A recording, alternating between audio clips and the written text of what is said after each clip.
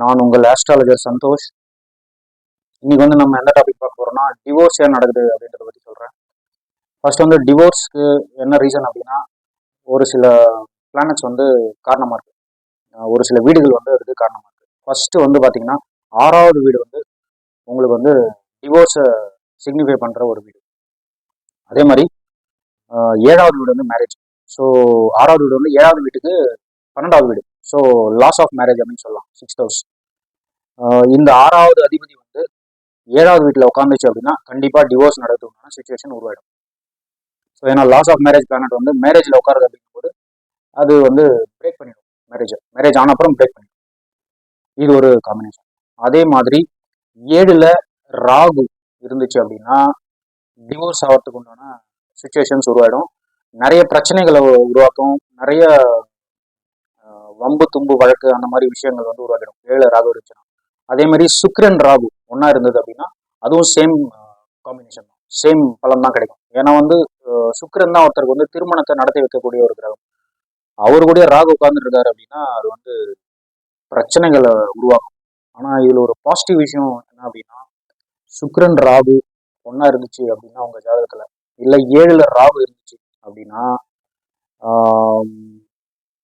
ஒருவேளை பிரச்சனை ஆகி பிரிவினை வருதுன்னு வச்சுக்கோங்களேன். உங்க மனைவி வந்து உங்க அம்மா வீட்டுக்கு போறாங்க அப்படின்னா நீங்க வந்து யாரையாவது வந்து அனுப்பி பஞ்சாயத்து பண்ணி நீங்க வந்து கூப்பிட்டு வந்துட்டீங்க அப்படின்னா உங்க மனைவி உங்களை விட்டு போகவே மாட்டாங்க.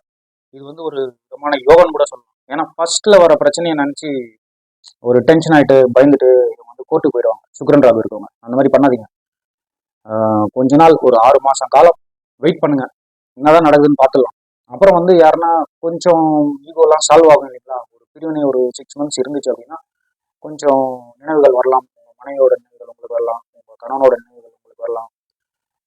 அந்த மாதிரி வரும்போது வேற யாருன்னா அனுப்பி நம்மளுடைய மெமரிஸ் வந்து சொல்லும்போது பஞ்சாயத்து கரெக்டாக பண்ணும்போது திரும்பி வந்துட்டாங்க உங்க மனைவி அப்படின்னா கண்டிப்பா உங்கள்கிட்ட போகவே மாட்டாங்க.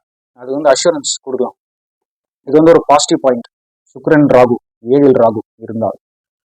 அதே மாதிரி இன்னொரு காம்பினேஷன் 7ல் கேது இருந்துச்சுன்னா, சுக்கிரனும் கேதுவும் ஒன்னா இருந்துச்சுன்னா இது வந்து ஒரு மோஸ்ட் டேஞ்சரஸ் காம்பினேஷன் அப்படின்னு கூட சொல்லலாம். ஏன்னா இந்த காம்பினேஷன் வந்து சாட்டிஸ்ஃபேக்ஷன் கொடுக்காது மேரேஜ் லைஃப்ல. எத்தனை கல்யாணம் ஆனாலும் சாட்டிஸ்ஃபையே ஆக மாட்டாங்க. அந்த மாதிரி சுச்சுவேஷன் ஆகிடும். இது டிவோர்ஸ் பிரிவினை அந்த மாதிரியே போயிடும். வம்பு தும்பு வழக்கம் ஆகும். அந்த மாதிரி ஒரு சுச்சுவேஷன் ஆகிடும். 7ல் கேது இருந்து கேது தசை நடந்தது அப்படின்னா ரொம்ப மோசமான ஒரு அடிதடி அந்த மாதிரிலாம் கூட அவருக்கு வாய்ப்புகள் நிறைய இருக்கு. ஸோ சுக்கிரன் கேது இருக்கவங்க வந்து முடிஞ்ச வரைக்கும் ரெமடிஸ் கரெக்டாக பண்ணுங்க. யாகம், ஓமம் அதெல்லாம் பண்ணுங்க. நல்ல ஒரு குருமார்களை வந்து பார்த்து கன்சல்ட் பண்ணிட்டு நீங்க பண்றது ரொம்ப ரொம்ப நல்லது. நெக்ஸ்ட் வந்து 7ல் செவ்வாய் இருந்துச்சு அப்படின்னா அதுவும் வந்து ரொம்ப மோசமான ஒரு விஷயம். ஏன்னா ஆர்கியூமெண்ட் கொடுக்கக்கூடிய ஒரு கிரகம் செவ்வாய். ஆல்வேஸ் செவ்வாய் அப்படின்னாவே ஆர்கியூமெண்ட் தான். வம்பு தும்பு பேசுறதே வந்து சண்டையாவே இருக்கும். அந்த மாதிரி ஒரு விஷயங்கள். ஸோ சண்டை அதிகமாக கடைசியில் டிவோர்ஸில் முடிவு சுச்சுவேஷன் உருவாயிடும். 6ல் வந்து செவ்வாய், 7ல் வந்து செவ்வாய் இருந்துச்சு அப்படின்னா. நெக்ஸ்ட் வந்து 7ல் சூரியன் இருந்தது அப்படின்னா இவர் வந்து சூரியன் எப்படின்னா ரொம்ப ஈகோ அதிகமா இருக்கும். 7ல் சூரியன் இருந்துச்சுன்னா உங்களுடைய மனைவிக்கோ இல்லை கணவனுக்கோ வந்து ஈகோ அதிகமா இருக்கும். இந்த ஈகோ பிரச்சனையாலேயே அவங்க வந்து பிரிஞ்சிருவாங்க. அந்த மாதிரி சுச்சுவேஷன் உருவாயிடும். அதே மாதிரி லக்னத்துல சூரியன் இருந்துச்சுன்னா 7வது வீட்டு வந்து சூரியன் பார்ப்பாரு. ஸோ இந்த மாதிரி இருந்துச்சு அப்படின்னா அதுவும் வந்து ஈகோ வந்து ரிலீஸ் பண்ணும் 7th house நோக்கி. ஸோ அதுவும் வந்து பிரிவினையை உண்டாக்கிடும். இன்னொரு விஷயம் வந்து பார்த்தீங்கன்னா ஜென்ரலாக வந்து சுக்கிரன் வந்து கல்யாணம் பண்ணி வைக்கக்கூடிய ஒரு கிரகம். இது வந்து ஜென்ரல், ஆண் பெண் 2 பேருக்குமே ஜென்ரல். பட் ஒரு ஆணோட ஜாதகத்துல சுக்கிரன் வந்து மனைவி, ஒரு பெண்ணோட ஜாதகத்துல குரு வந்து கணவன். ஸோ இந்த குரு வந்து சுபகிரகம். அதனால வந்து இந்த குரு கேது ஒன்னா இருந்துச்சு அப்படின்னா பெண்களுக்கு அது கூட கொஞ்சம் பிரச்சனையை உருவாக்கும்.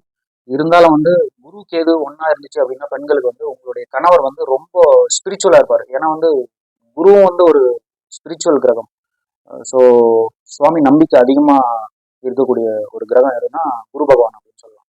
அதே மாதிரி கேதுவும் வந்து ஸ்பிரிச்சுவாலிட்டியை குறிக்கும். ஸோ இந்த குருவும் கேதுவும் ஒன்றா இருந்தது அப்படின்னா உங்களுடைய கணவன் வந்து ரொம்ப பக்தியாக இருப்பார். ஆனால் சண்டை சச்சரவுகள் இருக்கும். ஆஹ் உங்களுடைய மனநிலையை பொறுத்தது பிரியறதும் உங்க கையில் தான் இருக்கு. ஏன்னா கொஞ்சம் அட்ஜஸ்ட் பண்ணிட்டீங்க அப்படின்னா, ஏன்னா குரு வந்து சுபகிரகம் இல்லைங்களா, கொஞ்சம் அப்படியே ரிலீஸ் பண்ணிடும்.